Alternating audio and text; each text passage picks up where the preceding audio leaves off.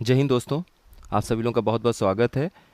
तो जो अभी तक के जितने भी पर्यायवाची की वीडियोस हैं, प्लीज़ एक बार आप लोग ज़रूर उसको देख लीजिएगा। 2 से 3 बार 4 बार जितनी बार हो सके रिवाइज़ करिएगा। पीडीएफ आप लोगों को शेयर किया जा चुका है। तो घटना चक्र के 30 सवाल हम लोगों ने पर्यायवाची शब्द में देख लिया था। चलिए अब हम लोग आगे देखते हैं। देखिए 31वें सवाल से शुरू करते हैं। अब ये देखिए, इस तरह के भी सवाल पूछे जाते हैं। आर का ये 2016 का सवाल है। आपको 4-4 शब्द दिए रहेंगे और ये पूछा जाएगा कि पर्यायवाची की दृष्टि से एक वर्ग जो उसमें शुद्ध है या अशुद्ध है वो आपको पहचानना है। तो पहला देखिए, सिंह, पंचानन, नाहर और मृगारी। तो ये ऑप्शन सही है, या फिर सूर्य, रवि, दिनकर, तरणी और बाकी जो दिया हुआ है अनिल, पावक, अनल, पिशून और महेश, रमेश, भूतेश और सतीश। तो इसमें जो पहला ऑप्शन है वो चारों के चारों शब्द सिंह, पंचानन, नाहर और मृगारी, ये चारों के चारों शब्द किसके पर्यायवाची हैं? शेर के। अब देखिए यहाँ एक शब्द लिखा हुआ है मृगारी, यानी मृग धन अरि। ठीक है, इसका दीर्घ संधि हुआ है। तो अरि का अर्थ क्या होता है? दुश्मन, रिपु, दुश्मन हो गया। और मृग हरिण को बोलते हैं हम लोग, हिरन को बोलते हैं। तो जो मृग का दुश्मन है वो कौन है? शेर को माना गया है। तो इसीलिए मृगारी शब्द का प्रयोग होता है शेर के लिए। सिंह, पंचानन, नाहर, इसमें जो महत्वपूर्ण शब्द है वो है नाहर। नाहर को ध्यान रखिएगा आप लोग। अन्य और भी महत्वपूर्ण जो शब्द है उसमें आप देखेंगे मृगराज भी बोलते हैं। मृगराज को बोलते हैं। मैंने आप लोगों को बताया हुआ है कि मृग शब्द का प्राचीन समय में जब उपयोग होता था तो उसका अर्थ जंगल के जानवरों के लिए होता था। समय के साथ वो जो शब्द है उसका शाब्दिक अर्थ बदलते हुए जंगलों के जानवर से होते होते वो मृग यानी कि हिरन के तौर पे प्रयोग में आने लगा। इसीलिए मृगराज जो शब्द शेर के लिए प्रयोग किया जाता है उसका अर्थ ये नहीं है कि वो हिरनों का राजा है। इसका अर्थ है कि जंगलों के जितने भी जंगल के जो जानवर हैं उन जानवरों का राजा कौन है? शेर है। तो मृगराज उसके लिए प्रयोग होता है। वनपति, वनपति उसी तरीके से जैसे देवों के ईश्वर के रूप में इंद्र जी को सम्मानित किया गया है तो देवराज बोलते हैं, सूरपति बोलते हैं। उसी तरीके से वन, वन मतलब जंगल, और जंगलपति कौन हो गए? शेर हो गया। शार्दूल शब्द प्रयोग होता है। केशरी, केहरी, केशी, नखायुद्ध। नखायुद्ध भी शब्द याद रखिएगा। ठीक है, आगे देखिए, सूर्य, रवि, दिनकर और तरणी। तरणी का अर्थ नौका होता है। तरणी जो है उसका अर्थ सूर्य नहीं होता है, इसलिए ये 4 शब्द में एक ये गलत हो गया। अग्नि, पावक, अनल और पिशून। पिशून का अर्थ चुगलखोर होता है, हमने पीछे भी देखा है। पिछले वीडियो को आप लोग जरूर पढ़ लीजिएगा, एक बार फिर से देख लीजिएगा। रमेश, महेश, भूतेश और सतीश। देखिए रमेश, रमा धन ईश। ठीक है, रमा के जो ईश हैं, जो पति हैं, जो ईश्वर हैं, वो कौन है? रमा कौन है? लक्ष्मी जी। लक्ष्मी जी के पति, लक्ष्मी जी के ईश्वर कौन है? विष्णु जी। इसलिए हम कमलेश भी बोलते हैं, कमलापति भी बोलते हैं, कमलाकांत भी बोलते हैं, क्योंकि पति के लिए कांत शब्द भी प्रयोग होता है। उसी तरीके से रमा ईश, रमा धनीश क्या हो गया? रमेश। रमेश शब्द विष्णु जी के लिए प्रयोग होता है।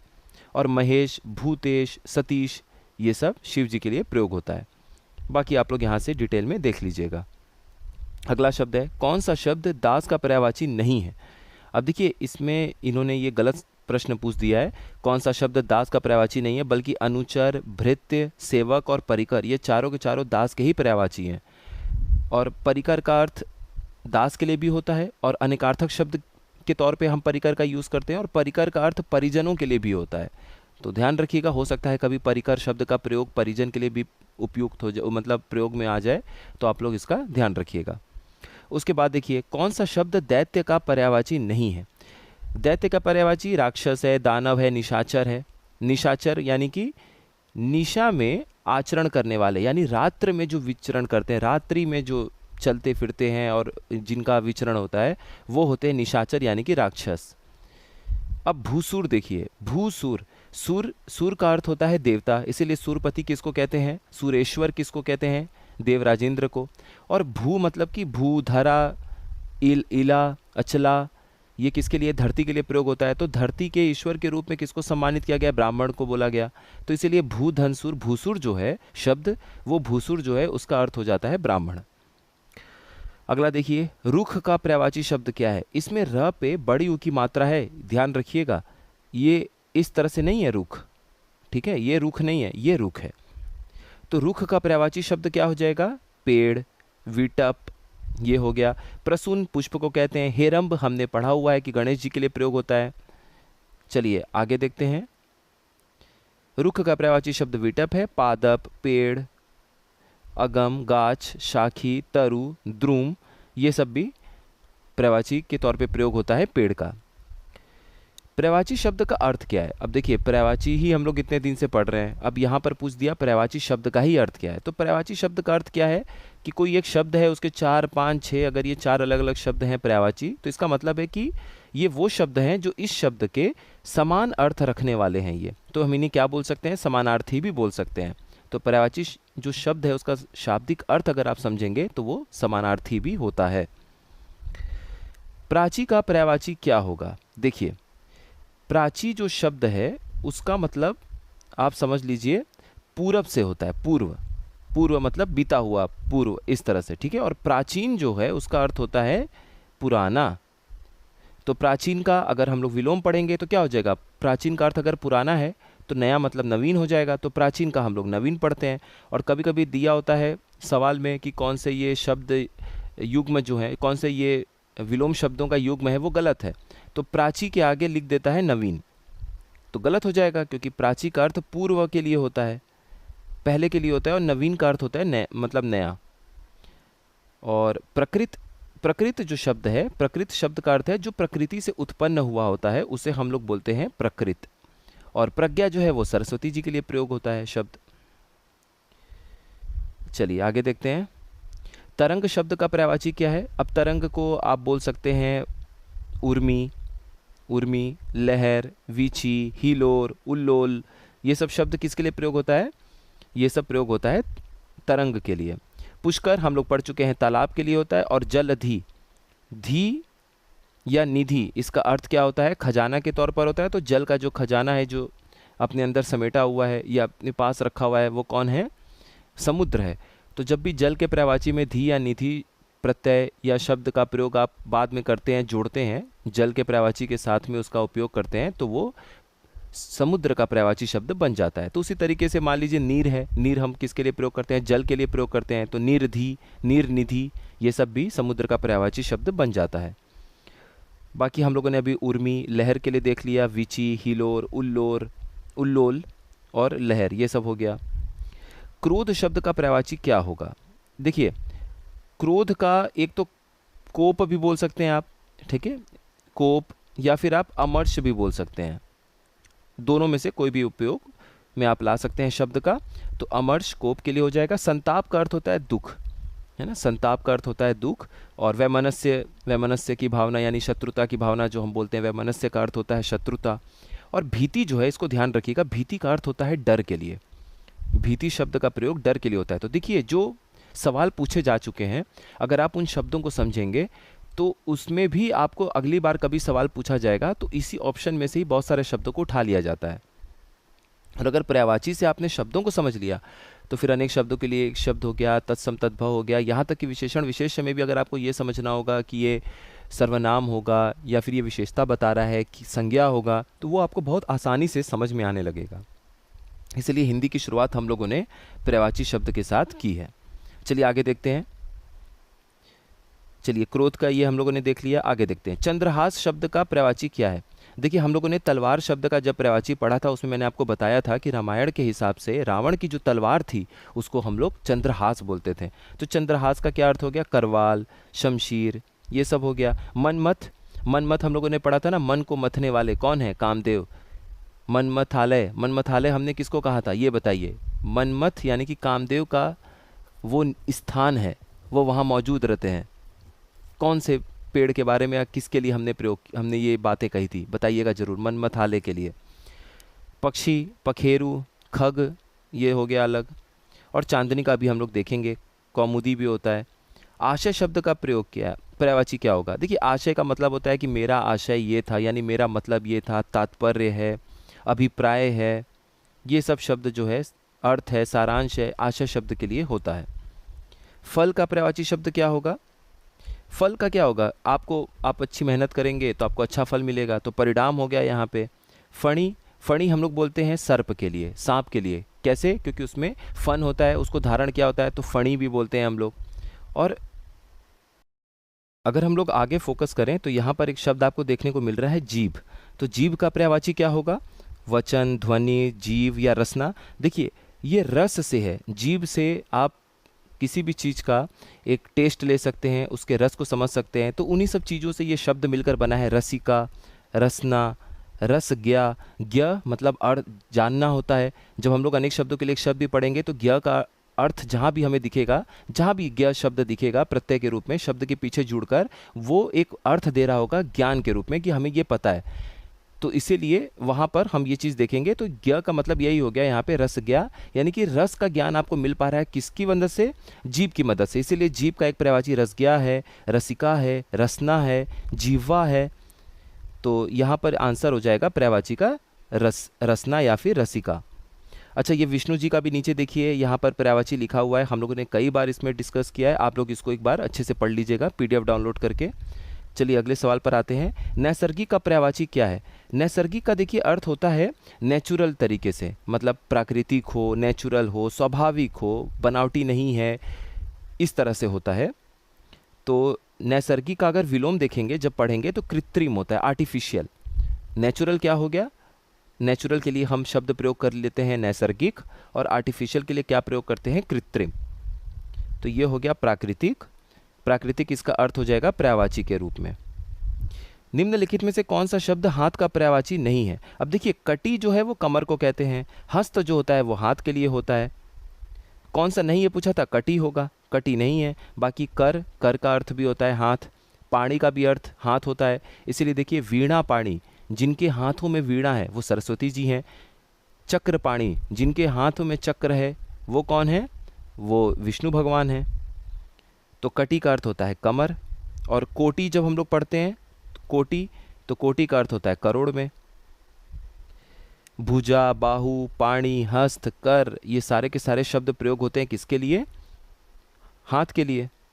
निम्नलिखित में से कौन सा शब्द सूर्य का पर्यायवाची नहीं है? अब देखिए सूर्य का जो पर्यायवाची हम लोगों ने इतनी बार देखा है कि अब आपको एक ही दो कोई नए शब्द देखने को मिलेंगे, अन्यथा सब आपको पता है पहले से। अब देखिए सूर्य का पर्यायवाची शब्द नहीं है। प्रभाकर बिल्कुल है, दिनकर। कर यहाँ पर क्या अर्थ दे रहा है? किरण। तो जो दिन में आपको किरण दे वो क्या है? सूर्य है। मार्तंड भी मैंने आप लोगों को बता रखा है, दिनेश भी बता रखा है। दिनेश कैसे? दीन धन ईश। तो दिन के ईश कौन है? दिन के ईश्वर कौन है? सूर्य। ठीक है। अच्छा आगे देखते हैं। अब देखिए सूर्य के और भी पर्यायवाची शब्द कौन से हैं? पतंग है, कमल बंधु है, मरीचि माली है। कैसे? मरीचि का भी अर्थ मैंने आप लोगों को बताया था किरण के लिए होता है। तो जो किरणों की माला अपने साथ संजोया हुआ है, किरणों की माला जैसा प्रतीत होता है सूर्य के चारों तरफ आप देखेंगे, तो इसीलिए सूर्य के पर्यायवाची के लिए मरीचि माली भी होता है। उसके बाद चंडाशु भी हम इसे कहते हैं। हंस, तरणी, हंस भी बोलते हैं और तरणी भी बोलते हैं। अब देखिए हंस, हंस सुता हम किसको बोलते हैं? यानी कि सूर्य की पुत्री के रूप में हम कालिंदी यमुना जी को कहते हैं। इसीलिए हम लोगों ने हंस सुता पढ़ा था, क्योंकि जो सूता शब्द है इसका अर्थ होता है पुत्री के लिए। तनया, सूता, जा, ये 3 शब्द प्रयोग होता है। और हंस जो है वो सूर्य के लिए होता है। तो हंस जा, हंस जा यानी कि हंस की पुत्री, सूर्य की पुत्री कौन है? कालिंदी यानी कि यमुना जी। उसी तरीके से हंस सुता, हंस जा, सूर्य तनया, सूर्य पुत्री। ठीक है। विभाकर जो है वो सूर्य का नहीं चंद्रमा का है। और चंद्रमा के और भी अगर आप आगे देखेंगे तो कलाधर भी इसे बोलते हैं। क्यों? क्योंकि कला को धारण, विभिन्न कलाओं को धारण करने वाले थे चंद्रमा। धर यहाँ पे धारण करने के लिए होता है। ठीक उसी तरीके से जैसे हम बादल के लिए अगर पर्यायवाची बनाना होता है तो जल के पर्यायवाची में हम लोग धर शब्द का प्रयोग साथ में करते हैं। जैसे कि जलधर, नीलधर, नीरधर, पयोधर। तो इसका अर्थ क्या होता है? जो जल को धारण किया हुआ है वो कौन है? बादल है। द शब्द का भी प्रयोग होता है, उसका भी अर्थ होता है धारण करने वाला। तो बादल के पर्यायवाची के लिए धर या द दोनों ही शब्द अगर आप जल के पर्यायवाची में जोड़ देते हैं तो वो बादल का पर्यायवाची बन जाता है। जैसे जलद, जलधर, नीरद, नीरधर, पयोद, पयोधर, इस तरीके से। सूर्य का पर्यायवाची शब्द है, फिर से देखिए सवाल आ गया, सुधांशु। ठीक है, सुधांशु। सुधा धन अंशु, सुधा मतलब अमृत, अंशु मतलब किरण। तो जो अमृत जैसी किरण बरसा रहा है वो हम किसको कह रहे हैं? वो हम किसको बोलते हैं, सुधांशु, वो हम लोग चंद्रमा के लिए प्रयोग करते हैं कि मतलब हमें शीतलता प्रदान की जा रही है, हमें एक ठंडक जैसी किरण मतलब मिल रही है, सुधांशु जो है जिसे हम बोल रहे हैं। अब देखिए यहाँ पर बोला है कि सूर्य का पर्यायवाची शब्द है वो है पतंग। ठीक है, आगे देखते हैं। सूर्य का पर्यायवाची शब्द है, देखिए फिर से एक बार और पूछा गया है। मार्तंड बिल्कुल है। भास्कर, भास्कर का अर्थ होता है दीन। ठीक है, भास्कर का अर्थ होता है दीन, और प्रकाश का तो आलोक होता है, तेज भी नहीं होगा, तो मार्तंड इसका सही आंसर हो जाएगा। चांदनी का पर्यायवाची शब्द नहीं है। अब देखिए चंद्रमा का या चांद का पर्यायवाची शब्द हम लोग कई बार पढ़ चुके हैं। अब यहाँ पर चंद्रमा, चांदनी का पर्यायवाची शब्द नहीं है, तो चांदनी का जो पर्यायवाची शब्द नहीं है वो मयंक होगा। मयंक जो है वो चंद्रमा का पर्यायवाची शब्द है, और इसे हम लोग हिमकर भी बोलते हैं। हिमकर क्यों, कर का अर्थ होता है किरण, ये चंद्रमा के लिए हम लोग पढ़ रहे हैं, और हिम का अर्थ होता है बर्फ। तो जो बर्फ जैसी ठंडी किरणें हमें प्रदान कर रहा है, शीतल किरणें प्रदान कर रहा है, वो चंद्रमा है। अब चांदनी का अगर पर्यायवाची शब्द देखेंगे तो उसमें सबसे महत्वपूर्ण है ज्योत्सना। ज्योत्सना देख लीजिए किस तरीके से लिखा जा रहा है, ये शुद्ध अशुद्ध शब्द में वर्तनी शुद्धि में इसका प्रयोग होता है। चंद्रातप और कौमुदी, कौमुदी का भी अर्थ होता है चांदनी। कौमुदी तो कई बार पूछा गया है, याद रखिएगा। बाकी तरंगिणी भी बोलते हैं चांदनी को, तरंगिणी, ध्यान रखिएगा इसका। निम्नलिखित में से कौन सा शब्द सरस्वती का पर्यायवाची नहीं है। वीणा पाणी बिल्कुल है, निधात्री भी बोलते हैं, महाश्वेता भी बोलते हैं, ईला भी बोलते हैं, वागीशा भी बोलते हैं, भारती भी बोलते हैं, पद्मा नहीं बोलते हैं, क्योंकि पद्मा का अर्थ होता है लक्ष्मी। सरस्वती जी का पर्यायवाची शब्द कौन सा है। सरस्वती जी का पर्यायवाची शब्द आपको बताना है। पद्मा नहीं, पद्मा तो हो गया, लक्ष्मी जी का भी हमने ऊपर देख लिया। धात्री भी नहीं होगा, धात्री का अर्थ होता है धरती, माँ के लिए भी धात्री शब्द का प्रयोग होता है। कर्णिका होगा, ठीक है, कर्णिका शब्द है, यहाँ पर भी आप ऊपर देख सकते हैं। जो सरस्वती जी का पर्यायवाची है उसमें है भारती, वीणापाणी, वागेश्वरी, निधात्री, गिरा, ब्राह्मी, कर्णिका, वागीशा, ईला, महाश्वेता और शारदा। तो यहाँ तक आज कंप्लीट रखते हैं। 50 शब्द तक का अगला मतलब हमारा हो गया। तो 30 इसके पहले वाले वीडियो में, 20 शब्द इसमें हम लोगों ने देख लिया। जितनी पीडीएफ में ये 50 तक का, 31 से 50 का जो आज पढ़ाया गया है उसको अच्छे से रिवाइज कर लीजिएगा, पिछला भी देख लीजिएगा। ये लगभग 6-7 वीडियोस जो अभी तक हो चुके हैं पर्यायवाची शब्द के, इसमें 90% आपका कवर हो चुका है। 10% जो और एक्स्ट्रा है वो हम लोग अगले 2-3 वीडियोस में उसको कंप्लीट कर लेंगे आराम से। पर्यायवाची शब्द अपना कंप्लीट होने के बाद अब हम लोग बढ़ेंगे अनेक शब्दों के लिए एक शब्द पे। उसके बाद हम लोग पढ़ेंगे विलोम शब्द। ये 3 जब पोर्शन कंप्लीट हो जाएगा तब तत्सम तद्भव पढ़ेंगे। उसके बाद विशेषण विशेष्य और आखिरी में वर्तनी शुद्धि, क्योंकि फिर उसमें बहुत सारे हिंदी में हमें और भी चीज़ें देखनी पड़ेंगी। तो आप लोग अच्छे से पढ़ते रहिए। मिलते हैं नेक्स्ट इन्फॉर्मेटिव वीडियो में। आप सभी लोगों का बहुत बहुत धन्यवाद।